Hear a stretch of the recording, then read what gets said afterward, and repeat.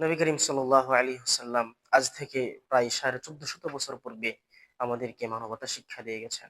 তিনি বলেন, ইরহামু মান ফিল আরদ, জমিনের মধ্যে বসবাসরত সবার প্রতি তোমরা দয়া করো। এখানে মুসলমান, কাফের কিংবা মুশরিকের মধ্যে কোনো পার্থক্য করা হয় নাই। অর্থাৎ জমিনে বসবাসরত সমস্ত প্রাণ বিশিষ্ট প্রাণীর প্রতি তোমরা দয়া করো। তাহলে কি হবে? ইয়ারহামকুম মান ফিস সামা, আকাশের মধ্যে যিনি আছেন অর্থাৎ আল্লাহ তাআলা তোমাদেরকে দয়া করবেন।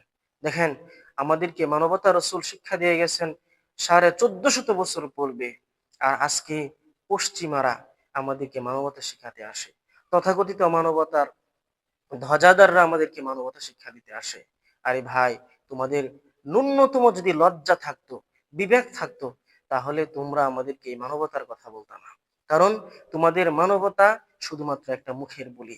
আমাদের মুসলমান ভাইদেরকে বর্বর বাহিনীরা, নেতানিয়াহু বাহিনীরা যেভাবে আমাদের মুসলমানদেরকে হত্যাযজ্ঞ চালাচ্ছে, ফিলিস্তিনের গাজার মুসলমানদের যে করুণ অবস্থা তারা আজকে করছে, লক্ষ লক্ষ মানুষকে তারা শহীদ করছে, হত্যা করছে, ঘর হারা, ভিটে হারা, স্বজন হারা, বাবা মা হারা, ছোট ছোট শিশুরা আজকে বিকলাঙ্গ হচ্ছে, হাত হারাচ্ছে, পা হারাচ্ছে।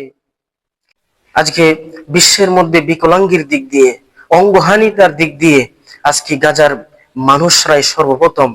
কারণ এখানে যেভাবে নেতানিয়াহু বাহিনী হত্যাযজ্ঞ চালাচ্ছে, বর্বরতা চালাচ্ছে, মানুষের অঙ্গহানি হচ্ছে, শিশুদের অঙ্গহানি হচ্ছে, বিশ্বের মধ্যে সর্বপ্রথম অঙ্গহানির দিক দিয়ে গাজার মুসলমানরা।